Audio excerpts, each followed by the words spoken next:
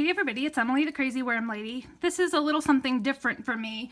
I received a gift from a friend of some shamrock plants, and I wanted to do a little side-by-side experiment growing these. One with using worm castings and one just in my typical potting mix. So some of these already sprouted on their journey to get to me. And some of them have yet to really sprout, but they definitely have some roots. So I want to start by just putting my general potting mix into these two containers. I plan to grow them in these containers, and then once they reach size, plant them into something pretty. You're probably familiar with Tori Davis from Anarchy Worm Bin, and she's the one who was kind enough to send these plants to me. So, Shamrock, good luck, friendship plant, I don't know. I'm going with it. So I'm just going to fill both of these with my mix. This is a mix of coconut coir, peat moss, and just a tiny bit of sand. I use that for a lot of my indoor gardening. I just roughly eyeball 50-50 peat and coconut coir. So I'm not doing this real tightly, just mixed in here. And the only difference I'm going to do between these two is I'm going to add worm castings to this one and kind of mix it in a little bit with my fingers. So let me get that going. I'll grab a handful of castings. We will mix some of that into here. And then we're going to pick out a few bulbs that seem about equal and plant them into these containers. Okay guys, so I just have this little container. I just put some worm castings in. I just love how dark the worm castings are compared to potting mix and all that good stuff. So I'm literally just going to sprinkle in this amount here. Oh, gotta pull that out of here. Okay, and I'm just going to loosely mix this into the top few inches of this container here. You want it mixed in because we know the worm castings, when they dry out, they're like cement. So if they're mixed in, the plants will be able to use them more readily. It can hold in the moisture and hopefully give the plants on this side a little bit of a benefit. But always remember, a little bit goes a long way. And I've never really done full-blown side-by-sides, at least since I started my YouTube. I've done some on my own. So I thought this would be just a really fun thing to do. So let's take a look at these bulbs I have here. And this one hasn't grown any shoots yet. So I'm going to plant one without shoots in this container.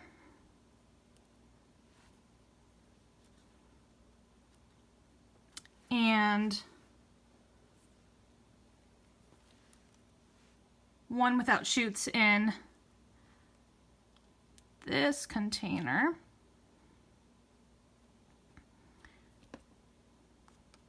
I pretty much cover it up here. Let's see. This one does have a shoot already coming off of it. So I'll plant that in here.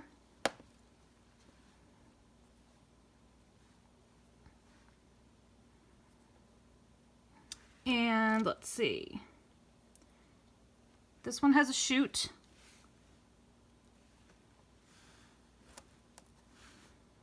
So I'll plant this one down in here. I only have one more that has a shoot, so I think this one's going to be planted in a separate container because I want it to be equal. So I'm going to plant one more in each. And both of these do not yet have any shoots coming off of them. And so we'll just do one in each container. I'm hoping that by doing it this way, it'll be more fair. I'm hoping it's going to be super obvious right away with the worm castings, but we don't know that, and so I wanted it to be a fair fair fight. So I'm just going to use a little bit more of my potting mix to cover up the top of these bulbs. I am not familiar with this plant at all, so I am taking a wild guess as to how far down it needs to be buried. So please feel free to correct me if I'm planting this completely wrong, but I guess that kind of adds another benefit to this experiment because I can learn about growing a new plant. So I'm just going to fill these up to the top here, make sure I protect these stems.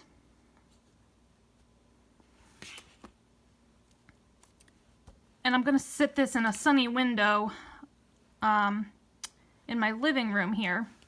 I have to find little trays to put underneath of these so if any water drains out, it doesn't get all over my table.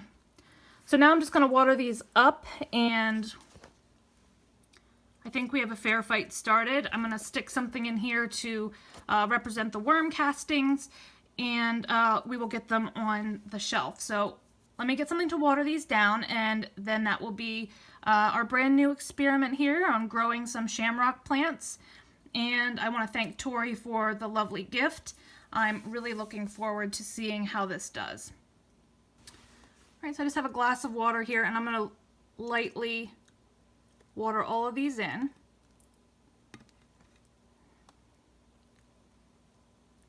And if I need to get more, I will. I'm going to let it absorb for a little while in both of these containers. And then I'll check the soil, make sure that it feels nice and moist but not sopping wet. Seedlings are very, what's the word, delicate, and since these went through the mail and I didn't get to plant them the day that I received them, I want to make sure that I'm kind of gentle on it. But I'm thinking as long as I keep it relatively moist and I check, you know, the surface for moisture, you don't want to have any moisture coming out the bottom per se, but you do want to make sure that you water it deep. So if a little bit of water comes out the bottom, you know that it's been watered all the way through, but you just want to keep an eye on it. So that's going to be it for this first part of the experiment. Again, I am not an experienced gardener. I'm especially not very good with houseplants, but we're going to see how this goes. So let me know what you think. Drop your comments below. Like this video, subscribe if you'd like some more content from me, and I'll be back in a couple of weeks and we will give this an update. I'm just going to stick this little piece of egg crate I had sitting here in there so we know that this is the worm castings. So let me know what your experience is. Have you ever grown shamrock? What do you think? And we will follow up with this once we see a little bit more growth. Hope you guys have a great day.